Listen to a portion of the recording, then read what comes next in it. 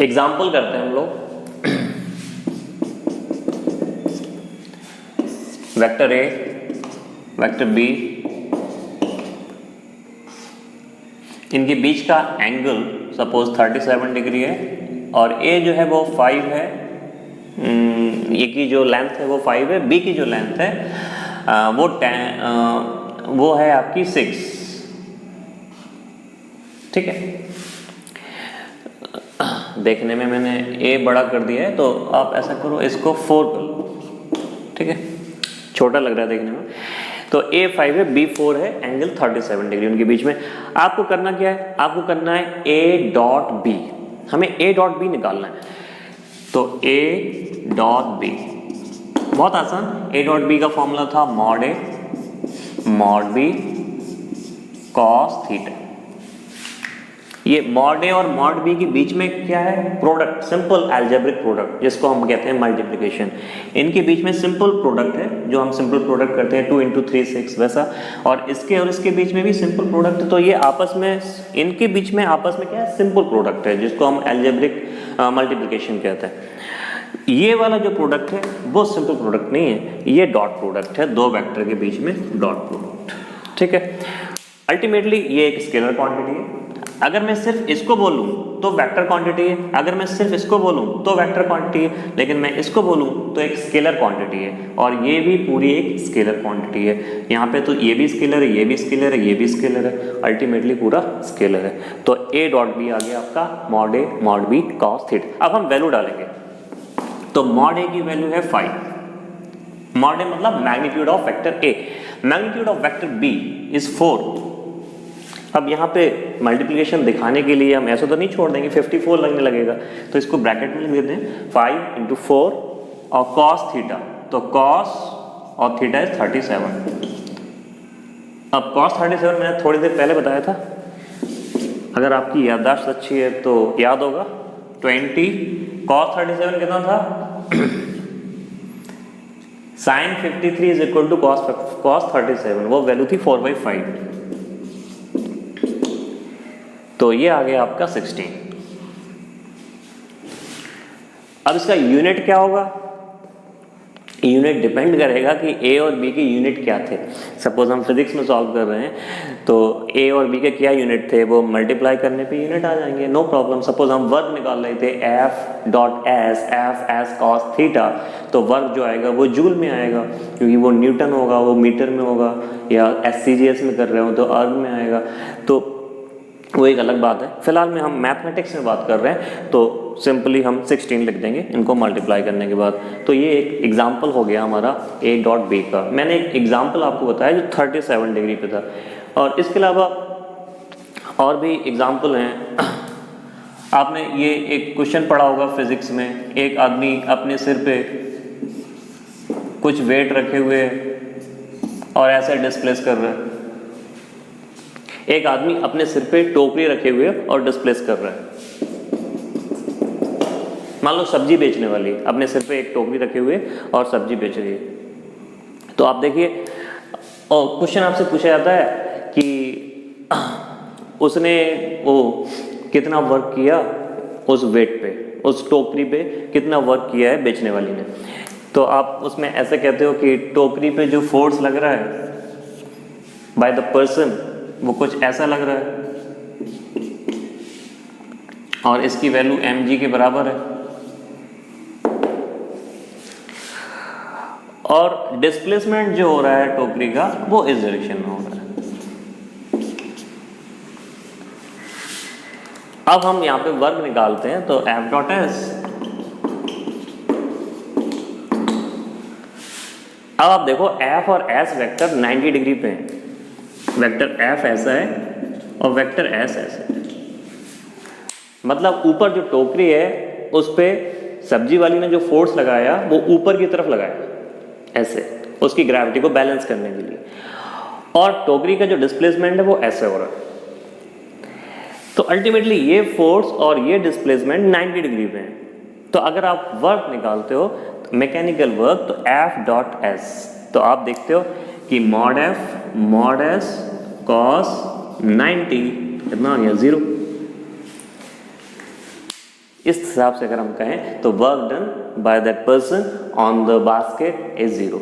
लेकिन ये बात आपको उससे नहीं बोलनी है, वो सारा दिन सब्जी बेच के आई, आपने कहते तुमने कोई काम तो किया नहीं, फिर वो अपनी टोकरी नीचे उतार के आपको बताएगी कि काम किया या नहीं किया तो ये बात आपको उससे नहीं बोलनी है, फिजिक्स में आपको पढ़ लेनी है कि वर्क डन, ये वाला वर्क डन 0 हुआ एक्चुअली।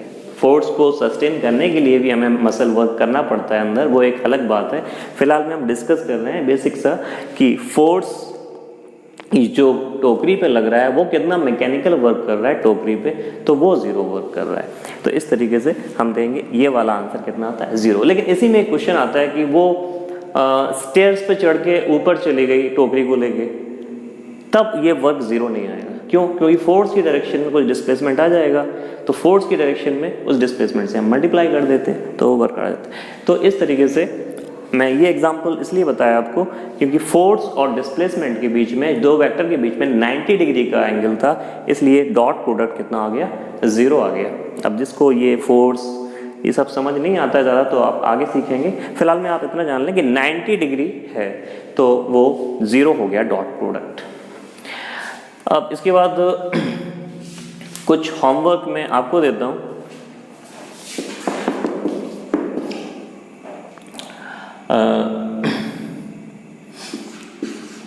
ये ब्लॉक इस डायरेक्शन में डिस्प्लेस हुआ 6 मीटर और इस पे एक फोर्स लग रहा है इस डायरेक्शन में,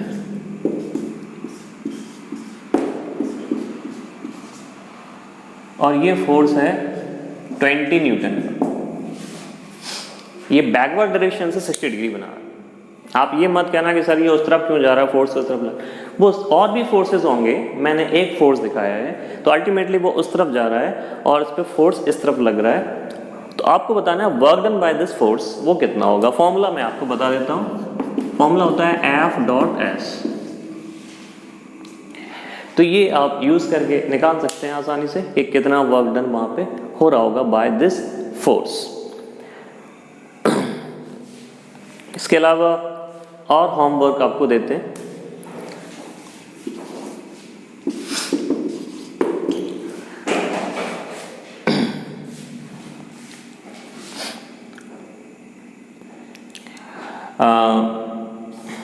ये एक वेक्टर A है और ये वेक्टर B है, ये एंगल 60 डिग्री है, ये वेक्टर C है, ये एंगल भी 60 डिग्री है, और वेक्टर B जो है उसका मैग्नीट्यूड 2a के बराबर है और वेक्टर C का मैग्नीट्यूड 3a के बराबर है। और आपको चाहिए A डॉट B और डॉट C।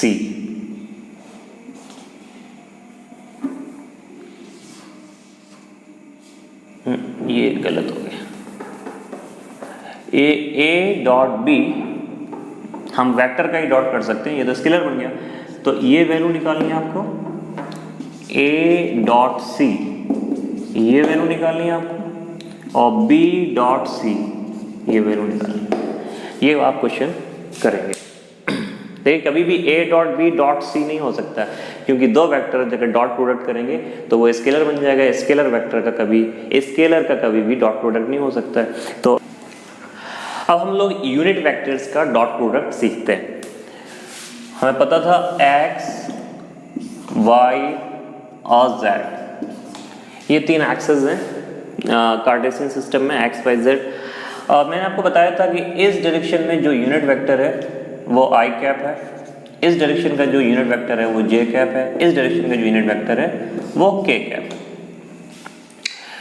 ये हमारा एक तरह से कहा जाए तो कन्वेंशन है, हमने ये नाम मान रखे हैं और ये एक हार्ड एंड फास्ट कन्वेंशन है जो हमें फॉलो करना है। अब अगर हम निकालें i डॉट i, दो यूनिट वेक्टर i और i उनका डॉट प्रोडक्ट कर रहे हैं, तो फॉर्मूले के हिसाब से mod i cos 0 degree. Why 0 degree?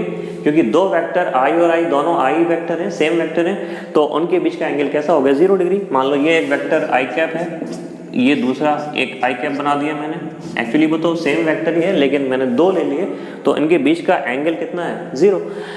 तो मॉड आई की वैल्यू क्या होती है? यूनिट वेक्टर का मैग्नीट्यूड 1 होता है। So this is 1, this is 1 and this is also 1, so ultimately this is 1। तो यूनिट वेक्टर का डॉट प्रोडक्ट कितना आ गया? 1। आई कैप ही नहीं, कोई भी यूनिट वेक्टर हो उसका डॉट प्रोडक्ट 1 आएगा। हम कहें कोई भी unit vector, any unit vector n dot n जो आएगा वो कितना आएगा? मॉड n कैप cos 0, तो this will always 1। So any unit vector when you will do the scalar product of any vector with itself, then you will get 1 as the result. तो आप कह सकते हैं कि mod n cos 0। अब यहाँ पे देखिए, अगर मैं करूँ j cap dot j cap, वो भी 1 आ जाएगा, k cap dot k cap, वो भी 1 आ जाएगा। तो इस तरीके से आप देखिए डॉट प्रोडक्ट से आ रहे 1। अगर मैं अलग अलग लूँ, i के साथ j को करूँ, आई कैप डॉट जे कैप, तो देखिए मॉड आई कैप मॉड जे कैप, अब cos 90 डिग्री आएगा। वाई? क्योंकि आई कैप और जे कैप के बीच में 90 डिग्री का एंगल है। अब ये सब 0 कर देगा क्योंकि cos 90 इज 0। तो अगर आप दो यूनिट वेक्टर आई और जे या आई के या के और जे देंगे तो हमेशा 0 आएगा।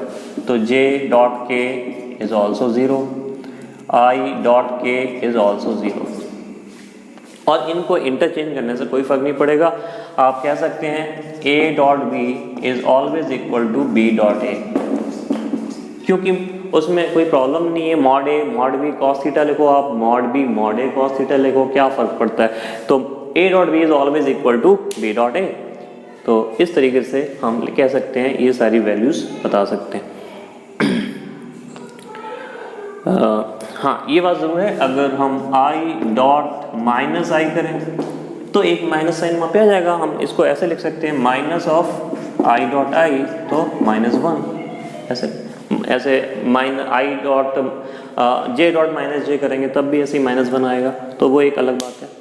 अब इस चीज़ का हम क्या करते हैं? यूज़ करते हैं वेक्टर्स को प्रोडक्ट करने में। तो जैसे मान लो एक एग्जांपल करते हैं हम लोग।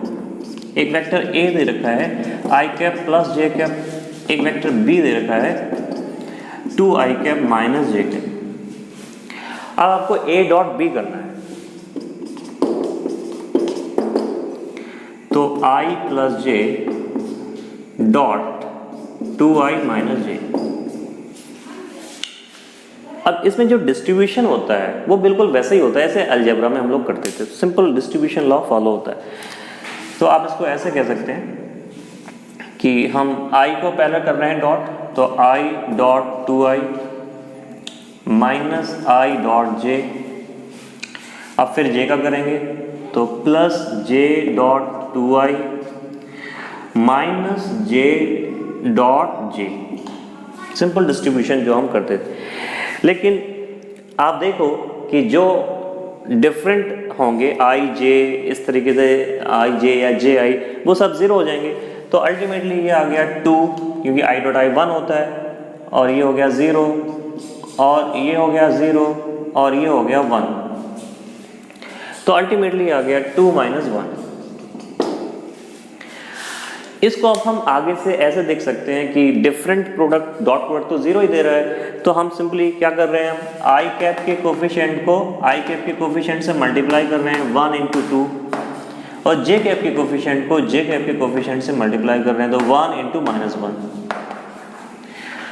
तो अल्टीमेटली हमें करना क्या है? आई कैप के कोफिशिएंट को आई कैप के कोफिशिएंट से मल्टीप्लाई करना है, प्लस जे कैप के कोफिशिएंट को जे कैप के कोफिशिएंट से मल्टीप्लाई करना है, प्लस के कैप के कोफिशिएंट को के कैप के कोफिशिएंट से मल्टीप्लाई करना है अगर 3 डायमेंशन में, तो वो हमारा डॉट प्रोडक्ट आ जाएगा। हम इसको अभी करके बताते हैं आपको।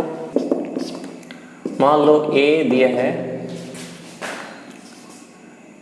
x1 आई कैप प्लस y1 जे कैप प्लस z1 के कैप, और b दिया है x2 आई कैप प्लस y2 जे कैप प्लस z2 के कैप।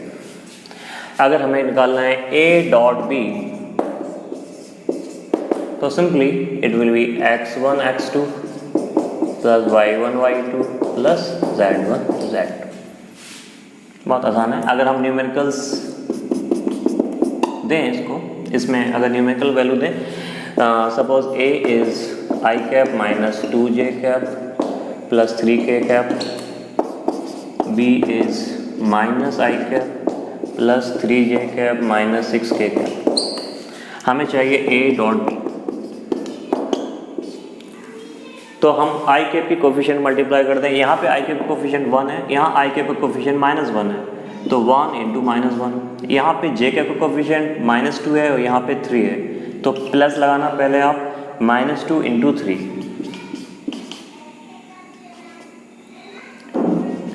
इसके बाद प्लस यहाँ पे k कैप का कोफिशिएंट 3 है, यहाँ -6 है, सिंपल।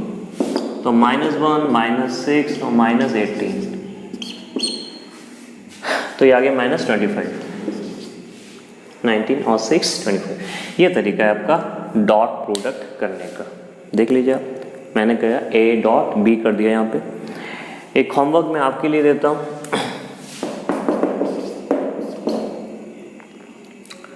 एक वेक्टर p है minus i cap plus 3j cap minus 2/3k cap. एक वेक्टर q है 2i cap minus k cap plus 3j cap. इसका सीक्वेंस पहले आप सही करना, उसके बाद डॉट प्रोडक्ट करना। आपको निकालना है p डॉट q,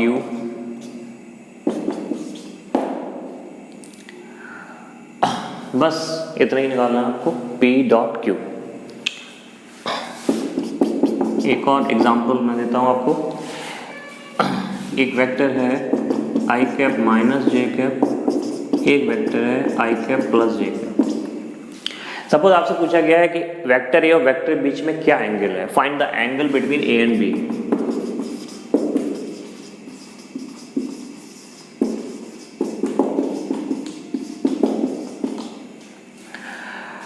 आपको a और b के बीच में एंगल निकालना है, तो बहुत आसान काम है। हम क्या करते हैं, a dot b is mod a mod b cos theta. हमें क्या चाहिए, थीटा। अब a डॉट b हम यहाँ से निकाल लेंगे, i minus j dot i plus j।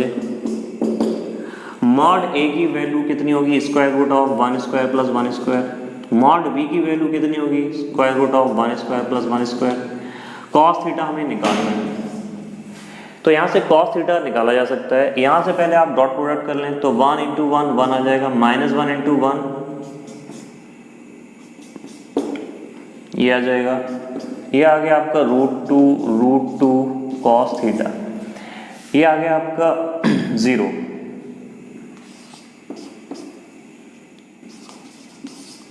So cos theta equal to 0, तो theta is equal to 90 degree. i minus J और i प्लस जे जो वेक्टर हैं वो 90 डिग्री पे होंगे। हालांकि ये क्वेश्चन आसान था, आप ड्रॉ करके देख सकते थे। ये i है, ये j है, ये वेक्टर है i प्लस जे, ये वेक्टर माइनस जे है और ये वेक्टर है i माइनस जे। तो ये 45 होता है, ये 45 होता है, ये 90 डिग्री। तो ये आसान था, ये क्वेश्चन हम ड्रॉ करके बता सकते थे कि 90 डिग्री पे होंगे। लेकिन ये तरीका हमें सीखना है, हमेशा नहीं होगा इतना आसान। तो डॉट प्रोडक्ट यूज़ करके हम दो वेक्टर के बीच में एंगल निकाल सकते हैं। मैं आपको होमवर्क देता हूँ इस पर, वो आप लोग करेंगे। एक वेक्टर a है i cap minus J cap plus k cap. एक वेक्टर b है 2i cap plus j cap. आपको करना क्या है, find the angle between a and b। ये काम आपको करना है, a और b के बीच का एंगल आपको निकालना है, ठीक है।